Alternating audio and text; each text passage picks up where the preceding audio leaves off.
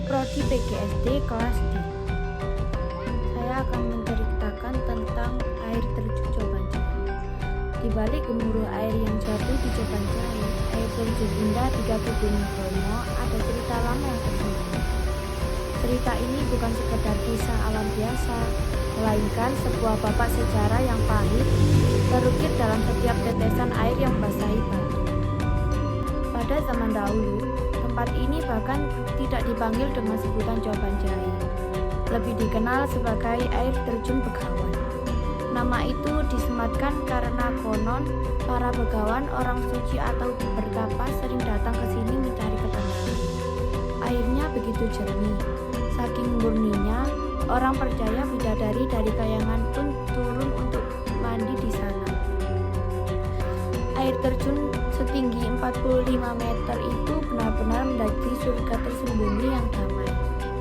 Siapapun yang mendekat pasti merasakan ketentraman. Di sebuah dusun kecil tak jauh dari sana, ada seorang gadis yang sangat mencintai alam. Namanya Dewi Raras. Ia punya kebiasaan unik.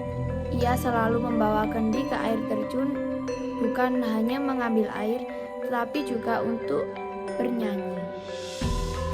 Suaranya merdu, seolah menjadi lagu penghantar tidur bagi hutan-hutan di sekitarnya. Namun, kedamaian itu tak bertahan lama. Sebuah ancaman besar datang dari seberang lautan. Sekelompok pasukan asing yang kasar dan haus kekuasaan. Mereka adalah penjajah yang membawa senjata tajam dan niat jahat. Untuk melawan mereka, dibentuklah sekelompok pejuang lokal, gagah berani, yang menanamkan diri Kompi Gagak Lodra. Mereka dipimpin oleh seorang pemuda berwibawa, Kapten Sapar Sutopo. Karena lokasinya tersembunyi dan strategis, air terjun Begawan pun dijadikan markas rahasia mereka.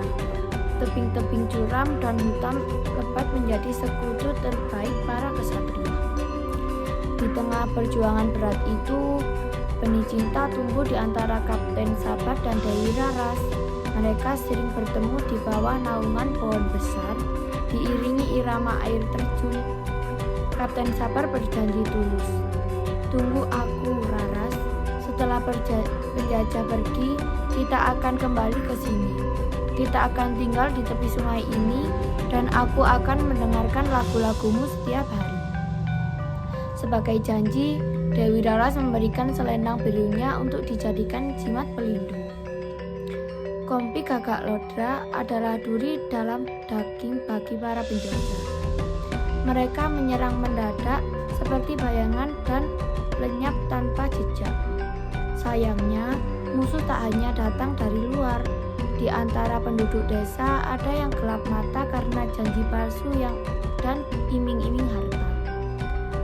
Orang ini yang dulunya akrab dengan para pejuang tengah mengkhianati mereka dengan membocorkan lokasi persembunyian Kompi Gagak Lodra.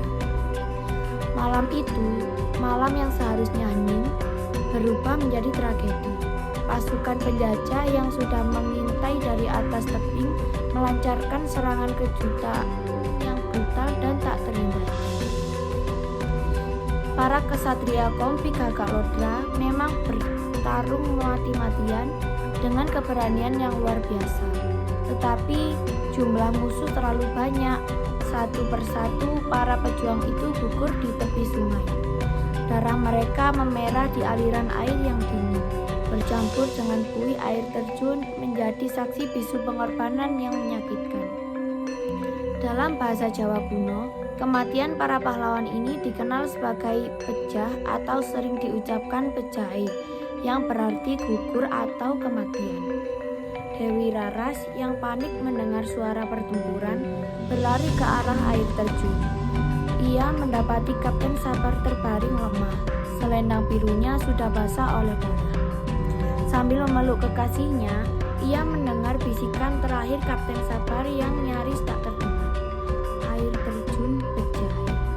Kapten Sapar ingin agar nama itu, nama pengorbanan mereka, selalu dikenang di tempat ini.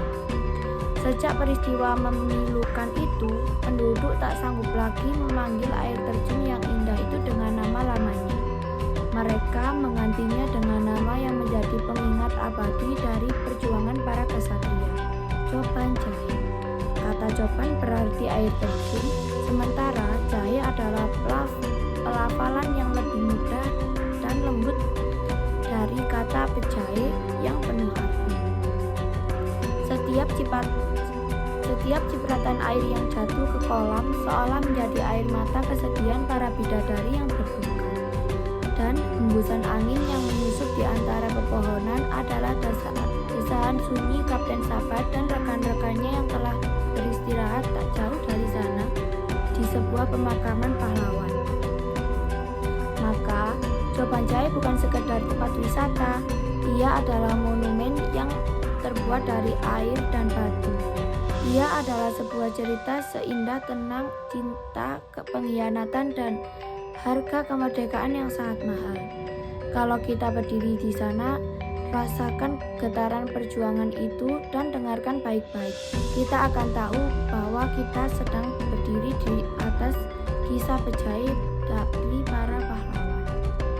Coban Jahe adalah nama baru untuk air terjun Begawan yang diberikan setelah menjadi lokasi gugurnya atau pejahe para pejuang Kompi Gagak Lodra pimpinan Kapten Sabar Sutopo akibat pengkhianatan.